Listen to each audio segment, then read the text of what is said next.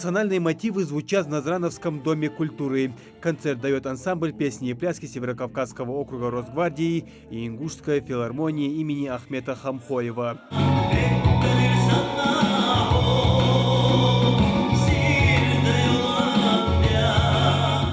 Причин для праздничного концерта сразу 4. Это годовщина воссоединения Ингушетии с Россией, создание Росгвардии и войск правопорядка, а также 7-летие вхождения Крыма и Севастополя в состав России.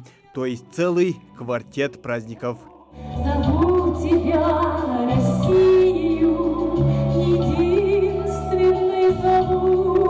Этот концерт, он практически получается очень символичным, потому что взаимодействие, вы понимаете, что мы сегодня отмечаем годовщину единения Ингушетии с Россией, и вот этот концерт, когда мы выступаем в составе вот этих коллективов творческих, которые сегодня являются подтверждением того, что наши с вами отношения ингушского народа, российского народа, они в принципе остаются и будут оставаться незыблемыми, и будут только со временем крепчать и находить свое продолжение, как вот в данном случае в сфере культуры, в творческом понимании. Гостям представили новую концертную программу ансамбля, которая включала в себя как известные номера, так и новые песни и хореографические постановки на военную, патриотическую и народную тематику. Безусловно, такого рода концерты, они очень нужны. Почему? Потому что они сплачивают, консолидируют народы.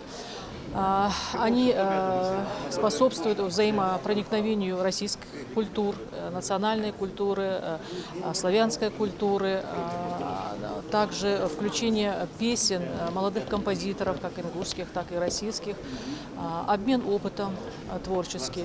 Представители ансамбля не только поют, но и танцуют.